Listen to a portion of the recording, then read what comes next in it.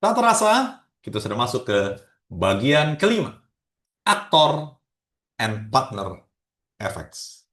Conceptual level. Bagaimana memahami arah pengaruh dalam hubungan dyadic? Kita lanjut ya. Ini tujuan pembelajarannya, bagaimana Anda memahami perbedaan antara aktor effect sama partner effect ini secara konseptual, menjelaskan arah pengaruh dalam hubungan dyadic tanpa model statistik, menghindari kesalahan umum dalam menafsirkan pengaruh individual dan relasional.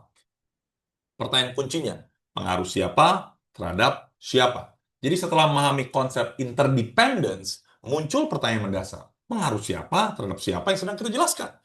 Dalam penelitian individual, pertanyaan ini sering tidak muncul. Nah, dalam penelitian Didrik, pertanyaan ini kita tidak bisa hindari. Ya. Nah, keterbatasan logika individual itu apa sih?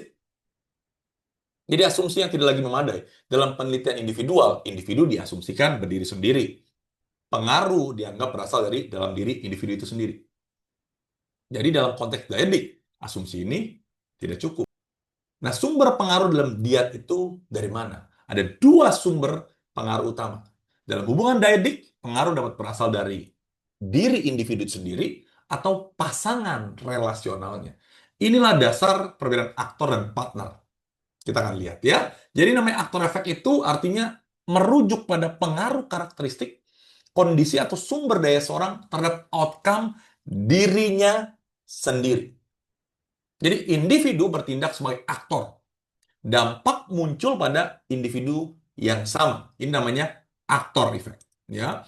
Nah, jadi posisi aktor effect dalam Didrik ini adalah bukan bertentangan dengan pendekatan individual, bukan. Tapi aktor effect ini tidak meniadakan pendekatan individual. Dalam Didrik research, aktor effect ini terjadi dalam konteks hubungan, ya, bukan dalam kembali ruang hampa sosial. Nanti kan kita lihat lebih detail ketika dalam contohnya ya. Jadi contohnya supervisor, salesperson. Ya, contoh aktor efeknya seperti apa. Jadi ketahanan psikologi salesperson itu, lalu hasil performa penjualan seperti apa. Lalu kemampuan adaptasi salesperson, bagaimana kesejahteraan subjektifnya. Nah, ini aktor yang diukur. Ya, sumber pengaruh dan outcome-nya berada pada individu yang sama, orang yang sama, sales yang sama. Jadi diukur resilience-nya, terus performa penjualannya seperti apa. Diukur dia. Ini aktornya. Ya. Sedangkan kalau partner efek ini artinya apa? Merujuk pada pengaruh karakteristik, perilaku, atau kondisi seseorang terhadap outcome pasangannya dalam hubungan. Jadi individu bertindak sebagai partner, dampak muncul pada individu lain. Kalau tadi pada individu itu sendiri, ya. Nah, jadi peran partner itu apa? Ini adalah apa namanya partner efek dalam pembeda utama antara apa? Penelitian Didrik dan penelitian individual. Ini yang membedakan. Tanpa partner effect, logika Didrik menjadi lemah. Contohnya ya. Jadi contoh partner effect. Jadi gaya komunikasi supervisor itu akan mempengaruhi kondisi psikologis salesperson. Empowerment dari supervisor itu akan mempengaruhi cara salesperson merespon tekanan kerja. Nah, supervisor itulah yang sumber pengaruh. Dia adalah partner effect itu. Jadi, salesperson penerima dampaknya. Jadi, kalau partner itu dia sumber pengaruh yang merasakanlah aktornya.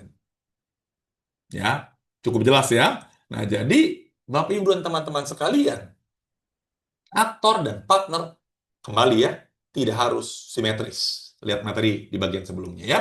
Jadi poin penting konseptualnya aktor dan partner efek ini tidak harus sama kuat, tidak harus selalu muncul bersamaan. Dalam distinguishable diets, kita sudah bahas di bagian sebelumnya, partner efek memang sering tidak simetris. Tergantung posisi perannya. Nah, ketidaksimetrisan inilah sebagai realitas, bukan kelemahan model. Contoh, pengaruh supervisor terhadap salesperson sering lebih kuat. Karena beda ya, ini supervisor mempengaruhi salesperson. Dibandingkan pengaruh salesperson kepada supervisor. Nah, ketidaksimetrisan inilah bukan kesalahan desain, tapi cerminan realitas relasional. Nah, jadi mengapa pembedaan ini penting? Nilai konseptual aktoran partner distinction ini. Pembedaan ini membantu kita untuk pertama, merumuskan hipotesis dengan arah yang jelas. Yang kedua, menghindari pencampuran sumber pengaruh. Dan yang ketiga adalah menjaga interpretasi agar tetap konsisten dengan teori. Nah, ini kesalahan konseptual umum yang sering muncul adalah menganggap semua pengaruh adalah sebagai aktor efek. Menggunakan istilah diadik tapi tanpa membedakan sumber pengaruhnya, mana aktor, mana partnernya. Mengasumsikan pengaruh selalu dua arah dan simetris. Padahal bisa tidak simetris ya, antara supervisor dengan sales itu tidak simetris. Ini masalah logika.